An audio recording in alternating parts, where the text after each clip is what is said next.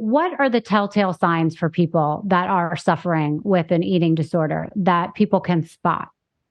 Um, I can't really talk so much about bulimia because I never had bulimia. And the reason I never had bulimia, which is when you purge, the reason I never had bulimia is because I didn't trust that all the calories were coming out of my body. And I was very hyper focused on calories. So for me, it was like calories in, calories out, controlled everything that I did. But, with anorexia, it's hard. I will say that the National Eating Disorder Association, they have a screening tool on their website, which is a lot better than me.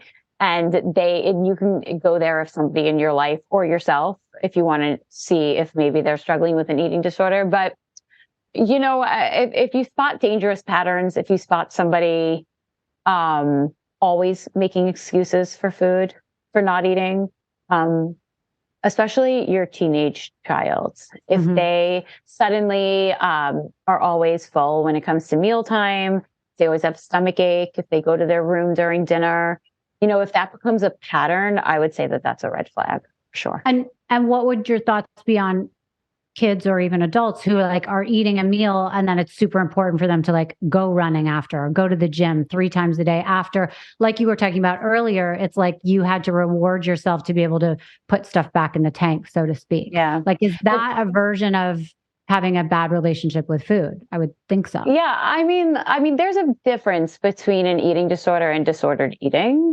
And I think most people have some form of disordered eating. But also there's people don't know about orthorexia, which is when you go in the other direction with being healthy. I mean, so somebody who lives and dies by the keto diet or who exercises 4 times a day, who does 3 yoga classes in a row, and needs to sweat it all out. Those are all forms. I don't want to say those people have an eating disorder, but, those are forms of orthorexia. So, there's a spectrum. Anytime you have a relationship with food that's not about, filling yourself, feeling good, and then not feeling like this need to work it off. Anytime that's distorted, that's some form of disordered eating. So there's a spectrum. When it becomes dangerous, listen, everyone's always on a diet, right? Everyone always wants to lose weight. So I'm not saying that all these people have eating disorders, but when it becomes dangerous and when you get too obsessed with it and it rules your life and the exercise becomes mandatory, rather than something that you do to stay healthy, get rid of some anxiety, break a sweat once in a while, keep your body moving. When it becomes more than that, and the people around you know. Yeah. And when it's affecting your time with your family or your friends, I mean, it seems like, there are people who prevent themselves from doing things with others because they're so set on working out or ignoring food situations or whatever. So I think that would be a red flag. Are there things that we should know about that someone that is struggling with an eating disorder would want to be a way that we should speak to them? Or is there something that we can do for people that we know are struggling that makes them feel better, a way to, handle it? So it's not accusatory or you need to get help. I can imagine that's not the best way that someone would want to hear that information. Yeah, for sure. Well, it's first, let me say that if it's a child and you're their parent, you can force them to get help. But if it's an adult, I would say letting them know that you are here for them if they ever want to talk about any issues with food, because then it's not accusatory. And letting them know that specialists, even if you don't, specialists with eating, who could help them with food. Just letting them know that you're there to be a resource and to help them so they don't feel alone, because I always felt very alone. Even if I had decided to recover, who the hell would I even talk to? I had no idea. So just letting them know that you're there, which Evan always did. And that made it very easy for me to speak to him about it once I decided I wanted to recover, because I knew that he'd be on board with me. Yeah. So I guess just letting them know that you're there, and also being helpful as a resource with, helping them find someone they could talk to, because there are many, many therapists and dietitians who specialize in eating disorders.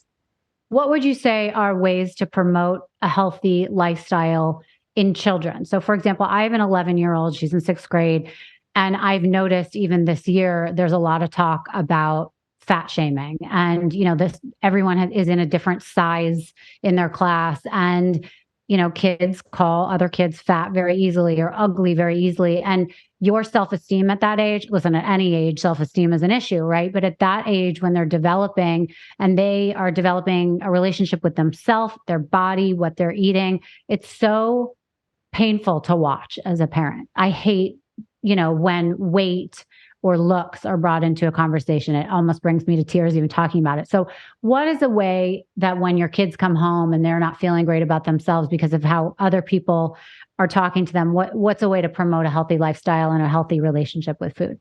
Yeah, I mean, it's hard. That'll always be hard. I have a 13-year-old daughter, and I always remind her that I always remind her that she's beautiful. I also tell her, and I'm not the best at talking to people about food because now I'm so concerned with the messages that I give off. So I'm very nervous sometimes about calling certain foods healthy and what that might do to their mindset. So I do always encourage physical activity. I think that's a no-brainer because that's good for you no matter what. This gets your endorphins going, and physical exercise, especially as a kid, will help keep you in shape. But I also encourage her to have everything in moderation. Enjoy food, have dessert, but everything in moderation, and make sure you're getting protein and vegetables, and then don't stuff yourself and you'll be fine. Right. Don't overthink it. Don't go overboard with anything, and you'll be fine. Right. And I try and remind my daughter that everyone looks different and everyone can be beautiful in different ways and sizes. It's so much different than when we were younger. I'm 48, so we're basically the same age. Yeah. I remember the standard of beauty was the Victoria's Secret models. That was it. If you didn't look like that, then you were ugly or you were fat or you were not worthy or not sexy. And it's nowadays, anyone could be sexy and, happy if they're voluptuous or if they're not, as long as, confidence to me seems like that's the best trait you can have. And 100%. I try and remind my daughter of that, Yeah. So, talk to me about the process of writing the book.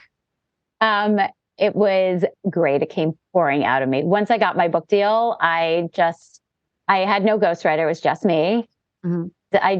That is so hard, by the way. No, I loved it. Well, I was always writing, and I was a journalist for many years before this, but never wrote a book. But I would just do stream of consciousness every day for 2 hours. I would just write until I got to a certain number of words. And then once I had all of my thoughts out, I would go over it 10 times and really mold it into a beautiful chapter. And it really didn't take me that long. I wrote it in a few months. I loved it. And at the end, did you have to have an editor be like, oh, wait, we got to fix all this? Or was it you? Well, I had an editor at Simon & Schuster. So I would send them, and then they have a whole team, they're one of the big ones. So they would send it back to me with red lines or, changes, but not substantive changes to what I wrote. There were parts where they were like, can you explain this? Or I don't understand this. But really what I wrote was what you got.